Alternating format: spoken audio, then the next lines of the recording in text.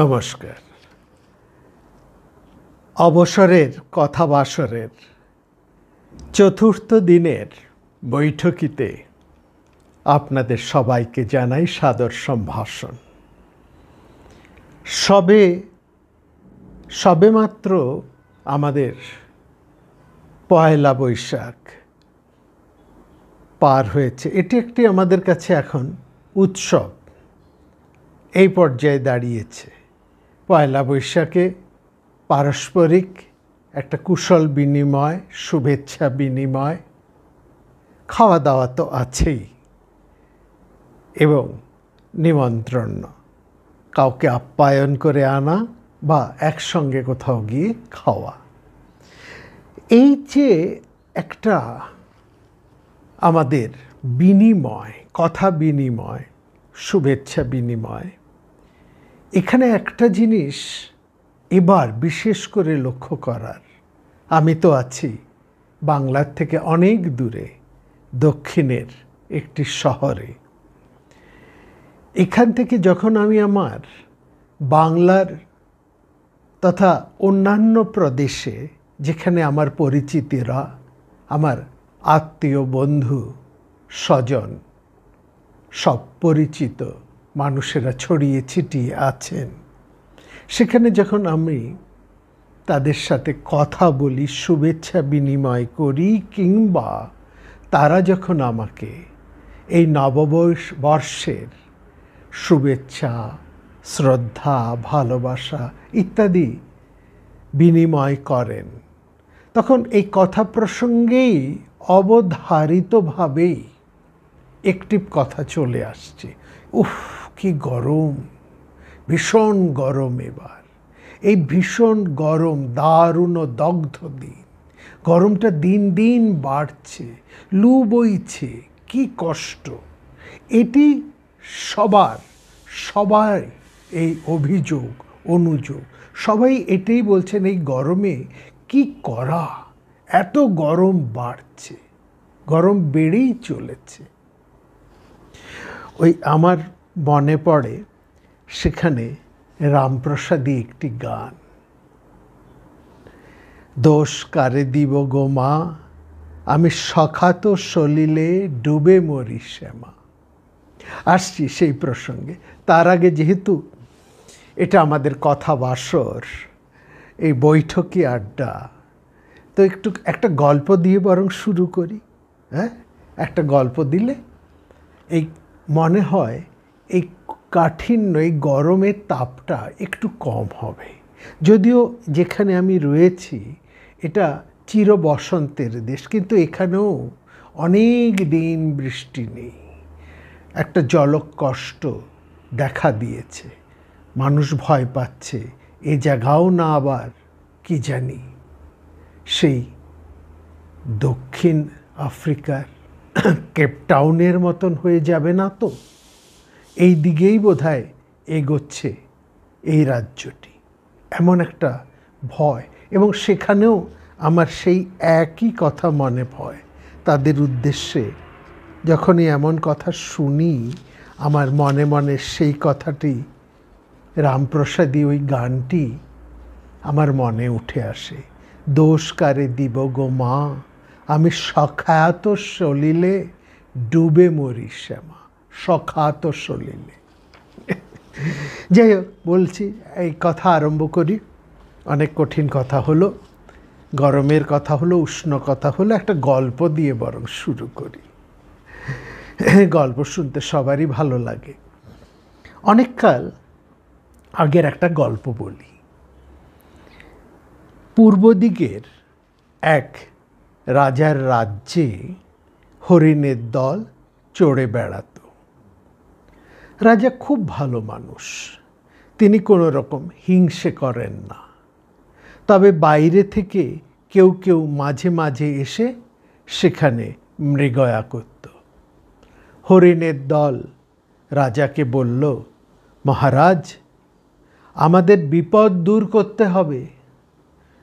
রাজা বললেন, আমি তো কই তোমাদেরকে মারি নাই, তবে অপর কোনো কেউ যদি এসে তোমাদেরকে মারে বা তোমাদেরকে মারবে না এমন আশ্বাস আমি দিই কি করে? হরিণের দল সন্তুষ্ট হলো না রাজার কথায়। তারা নানা দেশে নিরাপদ স্থান খুঁজতে লাগলো। খুঁজতে খুঁজতে সেই হরিণের দল পূর্ব রাজ্য সীমা পার হয়ে পশ্চিমের এক রাজ্যে গিয়ে দেখে সেখানে সেই রাজার সেই যে অরণ্য, সেখানে বড় বড় করে সেই সীমানার ধারে লেখা আছে এখানে মৃগয়া নিষেধ। হরিণের দল সেই রাজার কাছে গেল। তিনিও বললেন, ও তাই বটে, সত্যি আমি এখানে কিন্তু কাউকে মৃগয়া করতে দিই না। আমার রাজ্যে মৃগয়া একেবারে কঠিনভাবে নিষিদ্ধ, এখানে কেউ মৃগয়া করতে পারে না। হরিণের দল আশ্বস্ত হয়ে সেই আগের পূব রাজ্যের রাজাকে গিয়ে সব কথা বলে তার কাছ থেকে বিদায় নিয়ে পশ্চিমে চলে এলো। দিন যায়, ভালোই আছে হরিণের দল, কোনো রকম বিপদ আপদ নেই। তাদের হরিণেরা আরামে সংখ্যায় বেড়েই চলেছে। একদিন দেখে কি তারা নতুন রাজা, সেই পশ্চিমের রাজা হাজার হাজার লোক লস্কর নিয়ে তাদের সমস্ত বনটাকে ঘিরে, সব দিক দিয়ে ঘিরে নিজেই তিনি শিকারে নেমে পড়েছেন। একটা পশুরও পালাবার কোনো পথ নেই। মৃগপতি তিনি সন্ত্রস্ত হয়ে রাজার কাছে জোড়হাত করে জিজ্ঞেস করলেন, এ কি মহারাজ, আপনি তো এখানে কাউকে শিকার করতে দেন না, তাহলে?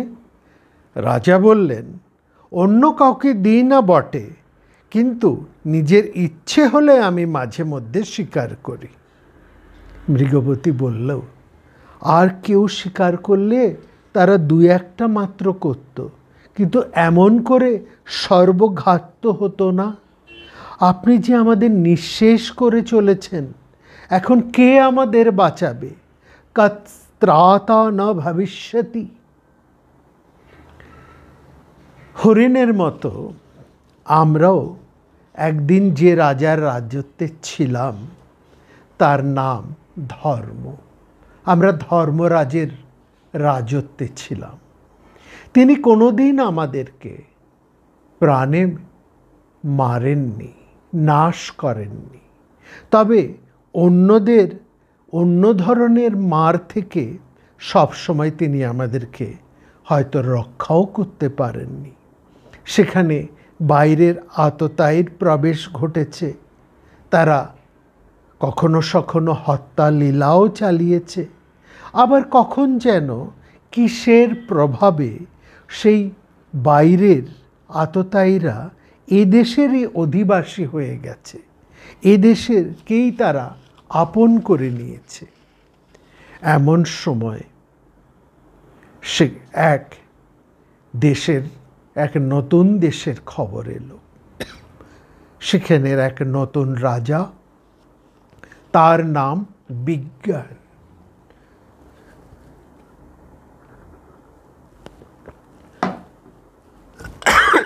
সেই রাজা বললেন, এসব বিপদ হতে আমি তোমাদের রক্ষা করব।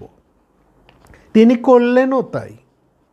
অন্ন বাড়ল, পণ্য বাড়ল, আধি ব্যাধি দূর হলো, কত দিকে কত উন্নয়ন হলো। লোকের ভোগের, আতিশয্যে, সুখের আর অভাব রইল না। চতুর্দিকে খালি উন্নয়ন, সুখ, ভোগের প্লাবন। ভোগ নদী যথেচ্ছভাবে সেই রাজ্য দিয়ে কুলকুলভাবে একেবারে সমুদ্রের মতন বয়ে চলল। সবাই ভাবলাম, বাহ, বেশ তো আছি, কি আমোদ আমাদের, আমরা কত উন্নতি করেছি, কত আমাদের সমৃদ্ধি। হ্যাঁ, বোতাম টিপেই আমরা সব কিছু পাচ্ছি, চোখ মেললেই দেখতে পাচ্ছি, ইচ্ছে হলেই ইচ্ছে ডানা মেলে সব ভোগ্যপণ্য আমাদের হাতের কাছে চলে আসছে। আর কি চাই? আমরা ভুললাম আমাদের আচার, ভুললাম আমাদের ব্যবহার, ভুললাম আমাদের মনের স্বাদ, ভুললাম আমাদের চাওয়া পাওয়া, অন্যের প্রতি সহানুভূতি, সমমর্মিতা। আমরা আমাদের নিজেদেরকে নিয়েই বড্ড ব্যস্ত হয়ে উঠলাম, কাউকে পরোয়া করি না। কি চাই? একলাই তো আমি অধীশ্বর, আমার যেমন ইচ্ছে আমি ঠিক তেমনভাবেই দিন কাটাতে পারি। ভয় কাহারে? কাকে বা পরোয়া? কাকেই বা এত গুরুত্ব দেওয়ার? আমাদের বেশ আছে, আমাদের পুরনো রাজা তো এসব দিতে পারতো না।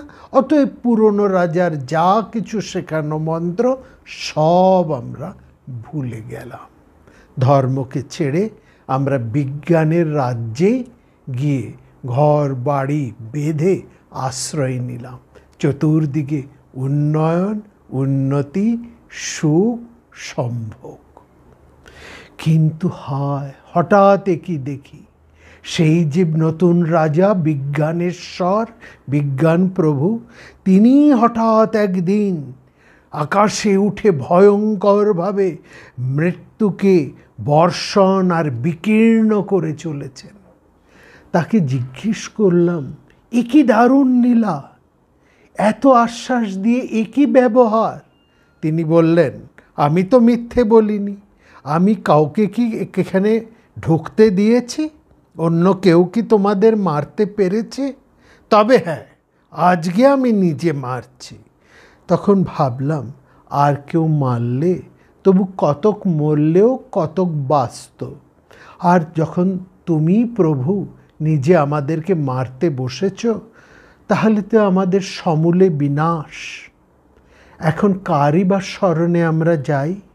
ধর্মের কথা তো বলাই যায় না, কারণ তাকে ছেড়েই তো আমরা তোমার শরণ নিয়েছিলাম। হায়, তোমার শক্তি অপরিমিত, ধর্ম তো এত বেশি ভয়ঙ্কর শক্তিমান ছিল না। তোমার সাথে এই যে ভয়ঙ্কর তোমার শক্তি, সেখানে তো প্রেমের কোনো সম্বন্ধ নেই। হ্যাঁ, তুমি তো দেখছি একেবারে লাগামহীন, একেবারে ভয়ঙ্করভাবে আমাদেরকে শেষ করে চলেছ। এখন যে আমরা সর্বনাশের দিকেই ছুটে চলেছি, কে আমাদের ত্রাণ করবে? কে বাঁচাবে? কাস্ত্রাতান ভবিষ্যতি। আসলে এমনই হয়। বর্তমান যুগে বিজ্ঞানের বিপুল তরীর পানে আমরা ঝড়ো হাওয়ায় পাল তুলে ভয়ঙ্কর বেগে ছুটিয়া চলেছি। কে আমাদের এই যাত্রা থামাবে? বিষম বেগে সে ছুটছে, জানে না কোথায় গিয়ে সে পড়বে, কোন ভয়ঙ্কর গহ্বরে। সেখানে কে আমাদের বাঁচাবে? ধর্ম তো আজ আর নেই, সে নামে মাত্র আছে। তার সেই সংযম নেই। কিন্তু এ যে নতুন রাজা, এই নতুন রাজার কোনো সংযম নেই, তার আছে ভয়ঙ্কর শক্তি। সেখানে ধর্মের সেই বিজ্ঞানের শক্তি নেই, কিন্তু তার সংযম ছিল, তার প্রেম ছিল, তার ভালোবাসা ছিল। সে এত আমাদের দিতে পারত না, এত ভোগের আয়োজন তার ছিল না। মাটির দাওয়ায় পিলসুজের আলোয় একটা নরম চন্দ্রালোকের একটা প্রশান্তি আমাদের ছিল, কিন্তু সে তো আমরা কবেই হারিয়ে ফেলেছি। সেই অভ্যাসও আমরা ত্যাগ করেছি। আমাদের আজকে জীবন অচল, রুদ্ধ, অথচ সভ্যতা দীপ্ত সব দেশের জাহাজের মতন বিপুল বেগ বিজ্ঞানের রাজা আমাদের বিপুল বেগে ছুটিয়ে নিয়ে চলেছেন। তার কোনো শক্তি নেই যে এমন বলি না, তার ভয়ঙ্কর শক্তি, কিন্তু তার যা নেই সেটা হচ্ছে সংযম। সংযমের কথা এখানে একেবারেই অর্থহীন, একেবারে শিখণ্ডীর মতো। আমরা বুঝতে পারলাম আজ আমরা ভীষ্মকে ত্যাগ করে শিখণ্ডীকে বরণ করেছি। ভীষ্মের কাছে যদি থাকতাম, মূল্যবোধের আধারে তিনি আমাদেরকে ঢেকে রাখতেন, এমন করে মারতেন না। তার বিশাল বিশাল হৃদয় দিয়ে তিনি আমাদেরকে লালন করতেন, পালন করতেন, সেই বৃদ্ধ পিতামহ। অথচ আমরা শিখণ্ডীর সেই ঝলমলানিতে ভুলেছি। তার তো সংযম নেই, সে কেবল মারতে জানে, মেরেই সে চলেছে। কোথায় থামতে হয় তা সে জানে না। আর বিজ্ঞান তরিতে সেই শক্তি আছে শিখণ্ডীর, অথচ ভীষ্মের সংযম নেই। এর চেয়ে বড় বিপদ আমাদের আর কি হতে পারে? কম বিপদ তো দেখছি না। দেশ পুড়ে যাচ্ছে আগুনে, পরিবেশ নষ্ট হয়ে যাচ্ছে, সূর্যের তেজ ভয়ঙ্কর হয়ে যাচ্ছে। সেই যে একটা ছায়া আমাদের মাথার উপরে ছিল ওজোন স্তরের, তা ফুটো হয়ে গিয়েছে, জল শুকিয়ে যাচ্ছে, নগর পরিত্যক্ত হয়ে যাচ্ছে। এ নিয়ে তো কাজ চলে না। এই উন্নয়ন নিয়ে আমরা করব কি? এই উন্নয়ন আমাদের তো ভিখিরির দশা করে দিয়েছে, আমাদের নিজের আত্মশক্তিকে নষ্ট করে দিয়েছে। যে শক্তিতে আমরা লড়ব, সে শক্তি কবেই আমরা হারিয়ে ফেলেছি। একটি কথা শাস্ত্রে আমরা শুনেছিলাম, হ্যাঁ, সেটি হচ্ছে দগ্ধ রথাস্য ন্যায়। সেখানে একটি কাহিনী আছে। সেটা কি? সে কাহিনীটি বলি, তাহলে বুঝতে পারবো এই দগ্ধ রথাস্য ন্যায় এই কথাটি কাকে বলে। সেখানে চমৎকার একটি কথা বলছেন। এটি নৈয়ায়িকদের একটি কাহিনী। এক রাজা, তিনি গেলেন বনে মৃগয়ায়। সেখানে সেই বনে লাগলো দাবানল, তার ঘোড়া পুড়ে গেল। ওইদিকে আরেক রাজা, তিনিও বনে এসেছেন মৃগয়ায়। তার সেই দাবানলে তার রথ গেল পুড়ে। বনের দুদিকে দুই রাজা নিরুপায়। একজনের ঘোড়া পুড়ে গেছে, আরেকজনের রথ পুড়ে গেছে। একজনের আছে ঘোড়া, সে ঘোড়া রথের ঘোড়া, তাতে সওয়ার হয়ে যাওয়া যায় না। আর অন্যজনের আছে রথ, কিন্তু তার ঘোড়া নেই, সে রাজাও যেতে পারে না। দুই রাজার দেখা হলো, একের ঘোড়া অন্যের রথে জুড়ে দুজনেই বন থেকে বেরিয়ে জনপদে এসে বাঁচলেন। একে বলে দগ্ধ রথাস্য ন্যায়। দেহ এবং আত্মার যোগকে আত্মবিদরা এভাবেই বুঝেছে। আমরা দেহকে প্রধান করেছি, আত্মাকে যে মেরে ফেলেছি। ধর্ম আমাদের আত্মাকে ধরে রেখেছিলেন, আর বিজ্ঞান আত্মাকে মেরে দেহকে প্রধান করে দিয়েছেন। এখন আমাদেরকে ফিরতে হবে সেই ধর্মের কাছে যেখানে আমাদের আত্মা আছে। সেই আত্মার সাথে আমাদের দেহ রথকে যদি আমরা জুড়ে দিতে পারি, তবেই আমাদের পরিত্রাণ। এই যে জ্ঞানের চর্চা, প্রাচীনকালে আমাদের ভারতবর্ষ তো জ্ঞানের কম চর্চা করেনি। জ্ঞান চর্চাই তো উন্নয়ন, কিন্তু সেই জ্ঞান চর্চার মধ্যে থেকে ধর্মকে বাদ দেওয়া হয়নি, এবং সে দর্শনকেও তারা অস্বীকার করেনি। সেখানে তার মধ্যে ছিল একটা প্রেম, একটা মৈত্রী। দর্শনের সাথে জ্ঞানের ছিল প্রবল ভালোবাসা। সত্য জ্ঞান এবং দৃষ্টি দিয়ে তার জীবনের একটা প্রতিকারের সেখানে ব্যবস্থা ছিল। দুর্দিনেও বলা হয়েছে, তোমার অত্যন্ত কঠিন দুর্দিনেও তুমি জ্ঞানালোচনাকে, জ্ঞান চর্চাকে ছেড়ো না, কারণ ওই তোমাকে বাঁচাবে। সেটিই তোমার জীবনের চিন্ময় দ্বীপ। সেই দ্বীপকে তুমি এতটুকু কখনো নিভতে দিও না, কারণ সেটি হচ্ছে জীবনের মূল। এই মূল থেকেই এই যে চিন্ময় দ্বীপ, যে মূলের আলো, সেখান থেকে আলোর ধারা জীবনের নানা ক্ষেত্রে ছড়িয়ে পড়েছে। সেই দর্শনই হচ্ছে জ্ঞানের আত্মা। বৃহদারণ্যক উপনিষদ, সেখানে মহর্ষি যাজ্ঞবল্ক্য কি চমৎকারভাবেই না এই চিন্ময়ী দ্বীপের কথা বলেছেন এই যে দ্বীপ, এই দীপশিখাই হচ্ছে সত্য।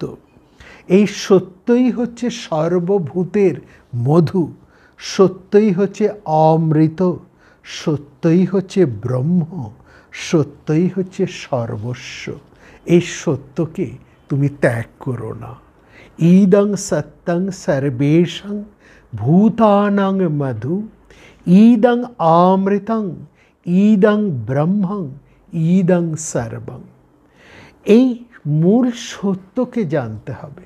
যতই তুমি উপকরণের বোঝা বাড়াও না কেন, যত উপকরণেই তুমি তোমার জীবন সাজাও না কেন, এই সত্যের দ্বীপ সেখানে কিন্তু অম্লান করে রেখো। সেই সত্যের অকম্পিত দীপশিখা তোমাকে উজ্জ্বল থেকে উজ্জ্বলতর করে থাকবে। সেই জীবনের কেন্দ্রে সেই সত্যের দীপখানিকে তুমি জ্বালিয়ে জ্ঞান চর্চা করো। এই মূল সত্যের জ্ঞানই হচ্ছে তত্ত্ববিদ্যা। তাকেই ঋষিরা বলছেন দর্শন। তাকেই মহর্ষি যাজ্ঞবল্ক্য তাকেই বলছেন সর্বভূতের মধু। ধর্ম সর্বেষাং ভূতানাং মধু। এখানে দেখুন, সে জ্ঞান চর্চায়, জীবন চর্চায় আর প্রেম চর্চায় কোনো ভেদ নেই। ধর্ম দর্শন একেবারে যেন শিব শক্তির মতন পরস্পরের সাথে যুক্ত হয়ে রয়েছে। একটিকে ছেড়ে আরেকটি সেখানে থাকতেই পারে না। এই দুইয়ের মধ্যে কোনো ভেদ নেই। বাইরে যা থাকবে ভেতরে তাই থাকবে। সেই দুই মিলিয়েই জীবনের ধর্ম। বাইরের অন্ন দেহের মধ্যে এসেই তো প্রাণ শক্তিকে বাড়িয়ে তোলে। ঠিক সেই রকম বাইরের সত্য জ্ঞান জীবনে যখন গৃহীত হবে, তখনই ধর্মের আলোকে তার জীবনকে, যাপনকে সত্য করে তুলবে। তাকে রিক্ততা থেকে পূর্ণ করে তুলবে, তাকে সমৃদ্ধ করবে সব কিছুতে। সব কিছুর মধ্যেই তাকে একেবারে পূর্ণতর করে তুলবে। দর্শনও তখন জীবনময় হয়ে উঠবে। রসায়ন শাস্ত্রে এখনকার কথা নয়, সেই প্রাচীন সময় থেকেই রসায়ন শাস্ত্রের যে চর্চা ছিল, সেখানে বলা হতো যে রসায়ন শাস্ত্রকে প্রাণবন্ত করে জীবনের মধ্যে বইয়ে দাও। ঋষিরা বারবার বলেছেন, বাইরের রসায়ন শাস্ত্রকে প্রাণের রসায়ন করে তোলো। সেই যে প্রাণের রসায়ন, অর্থাৎ জীবন্ত রসায়ন, তাকেই এখন আমরা বলি অর্গানিক কেমিস্ট্রি, তাই না? এই যখন কেমিস্ট্রি অর্গানিক হয়, তখনই তা জীবনকে পালন পোষণ করতে পারে। ঠিক সেই রকমভাবে আমাদের এই দর্শন, আমাদের এই যাপন, আমাদের এই উন্নয়ন, আমাদের সমৃদ্ধি, আমাদের যা কিছু বাইরের, তা যখন অর্গ্যানিক হয়ে ওঠে, অর্থাৎ তা যখন অর্গ্যানিক হয়ে প্রাণবন্ত হয়, তখনই আমরা সেটিকে সত্যকারভাবে, সত্যি সত্যি তাকে আমাদের কাজে লাগাতে পারি। তখনই সেই প্রাণবন্ত রসায়ন থেকে, সেই প্রাণবন্ত বিজ্ঞান থেকে আমরা আমাদের জীবনের পুষ্টিকে আহরণ করতে পারি। তখনই আমাদের জীবন সার্থক হয়ে ওঠে, সুন্দর হয়ে ওঠে, তাই না?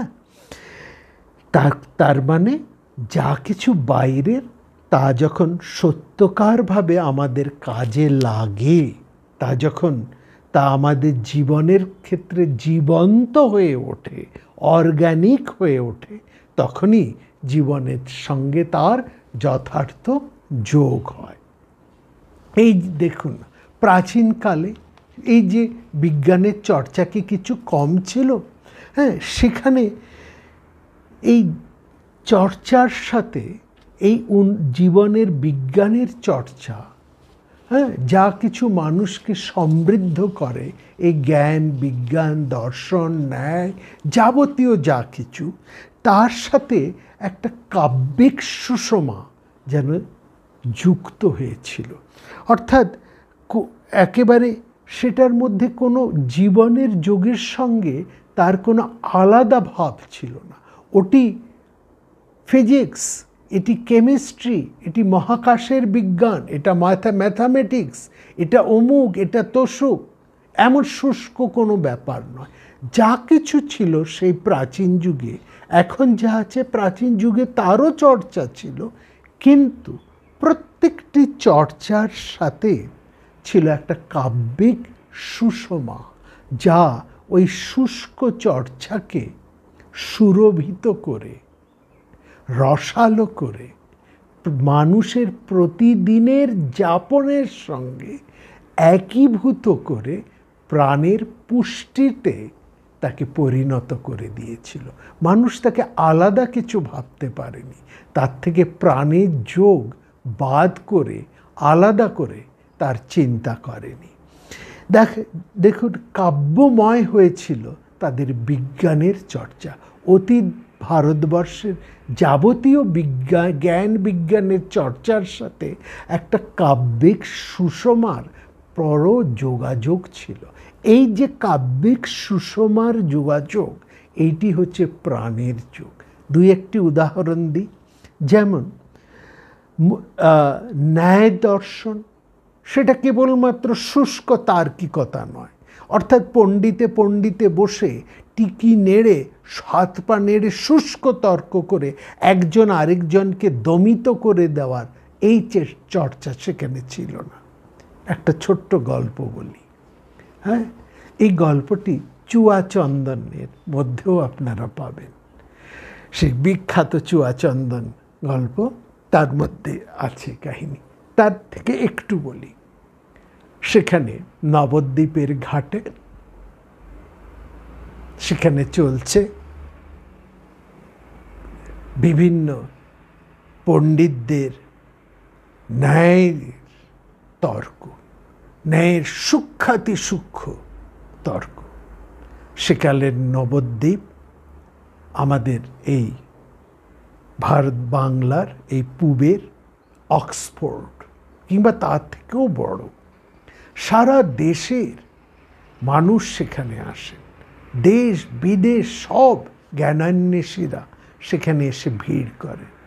সেখানে আসেন বড় বড় সওদাগরেরাও, কারণ যেখানে মানুষের ভিড় সেখানেই সওদা, সেখানেই অর্থনীতি।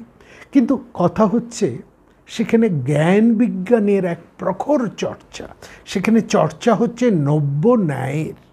একটা ন্যায় মানে তার্কিকতার, হ্যাঁ, একটা নতুন দিক। মিথিলা থেকে সেই ন্যায়ের ধারা এই বাংলার নবদ্বীপে এসে নতুন ভাব লাভ করল এবং নতুনভাবে তা বিস্তৃত হয়ে সেখানে আত্মপ্রকাশ করল। আর সেই শিক্ষা, সেই ন্যায় পাঠের জন্য সারা দেশ থেকে বিদেশ থেকে জ্ঞানান্বেষীরা এখানে এসে ভিড় করল।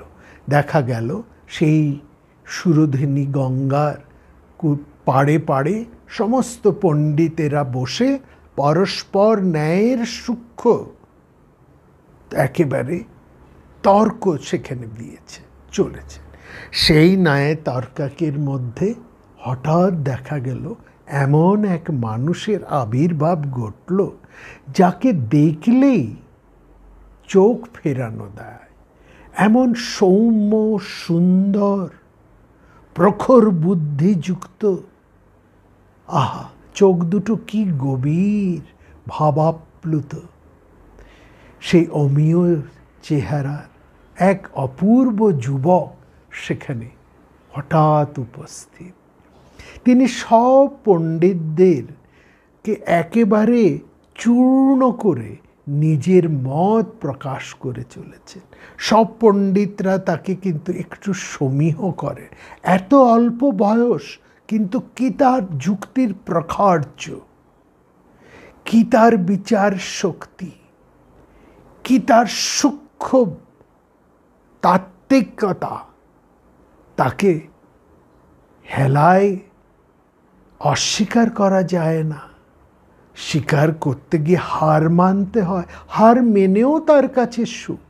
আর তাকে সবচাইতে বড় কথা, তাকে দেখে সুখে একেবারে হৃদয় পূর্ণ হয়ে ওঠে।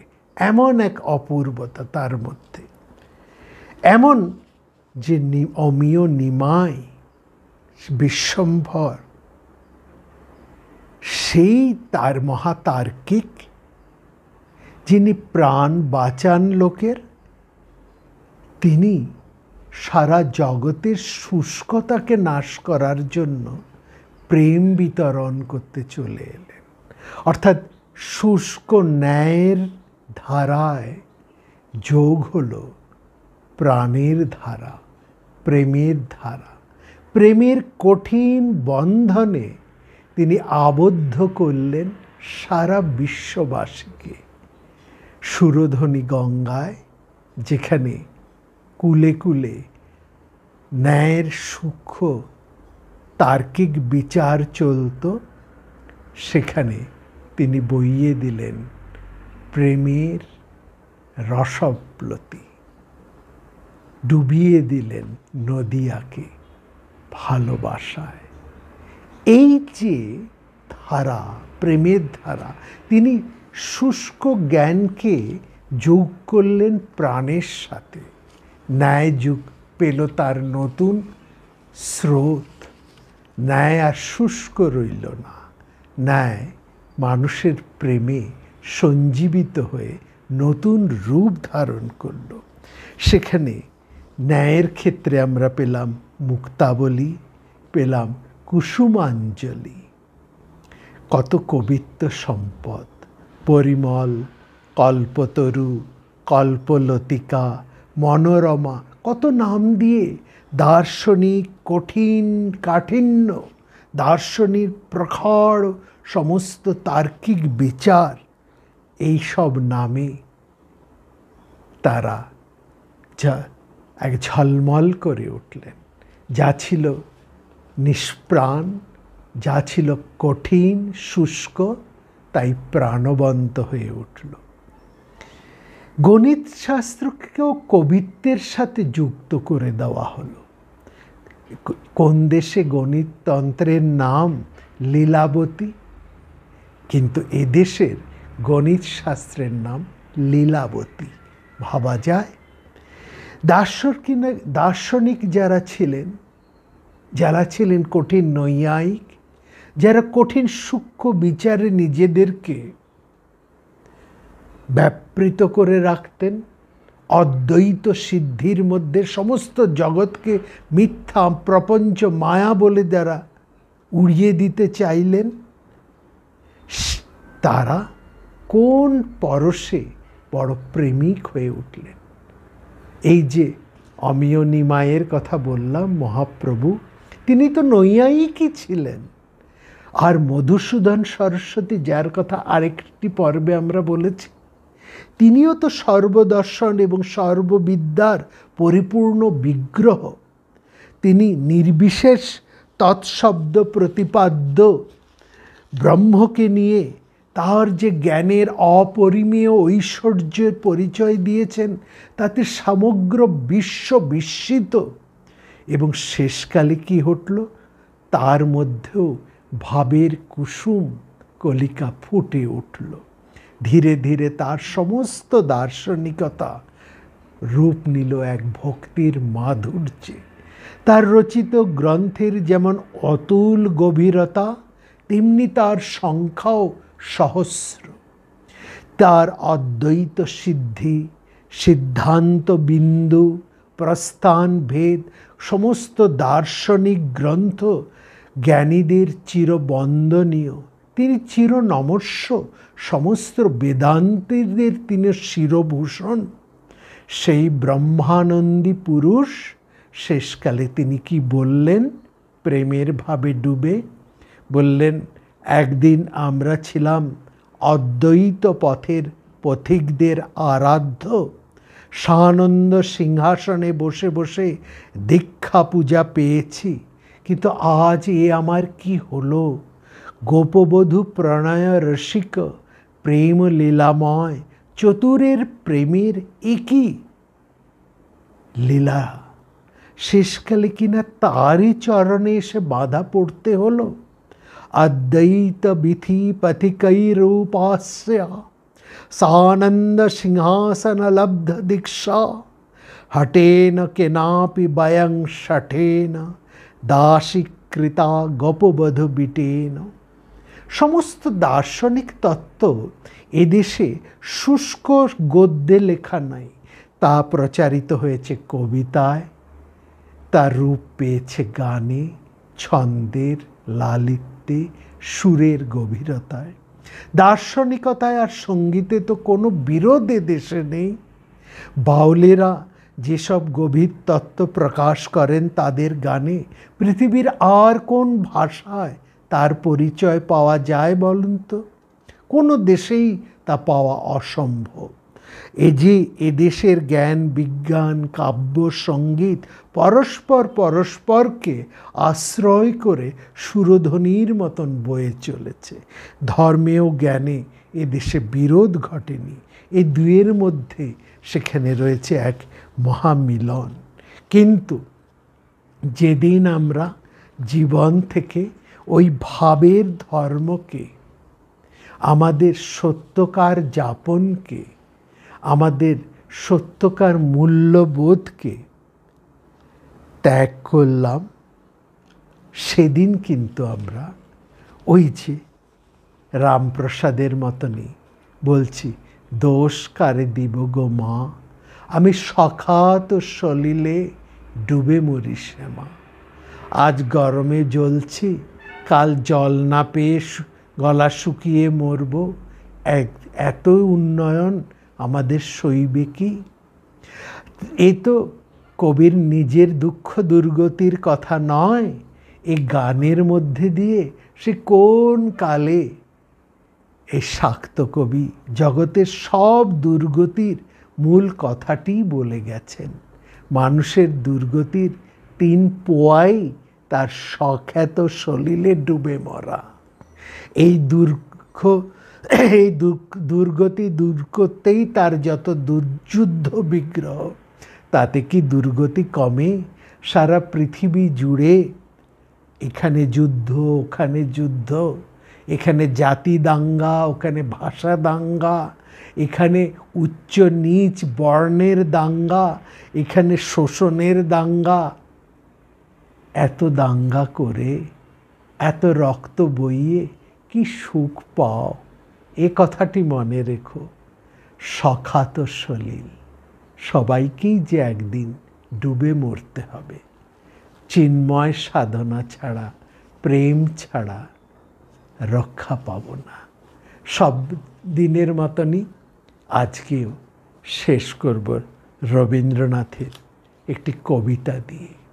একটি শুধু কবিতা নয়, নৈবেদ্য কাব্যগ্রন্থের এই কবিতাটি আজ যেন আমাদের সমস্ত বিশ্ববাসীর প্রাণের আকুতি, আমাদের সবারই প্রার্থনা।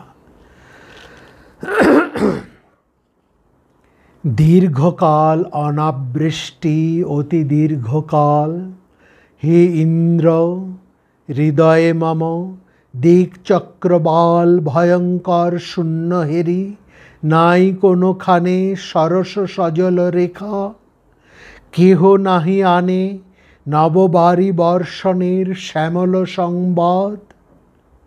যদি ইচ্ছা হয় দেব আন বজ্রনাদ প্রলয় মুখর হিংস্র ঝটিকার সাথে, পলে পলে বিদ্যুতের বক্র কষাঘাতে সচকিত কর মোর দিগন্ত দিগন্তর, সচকিত কর মোর দিগ দিগন্তর সংহর সংহর প্রভো, নিস্তব্ধ প্রখর এই রুদ্র, এই ব্যাপ্ত, এই নিঃশব্দ দাহ, নিঃসহ নৈরাশ্য তাপ।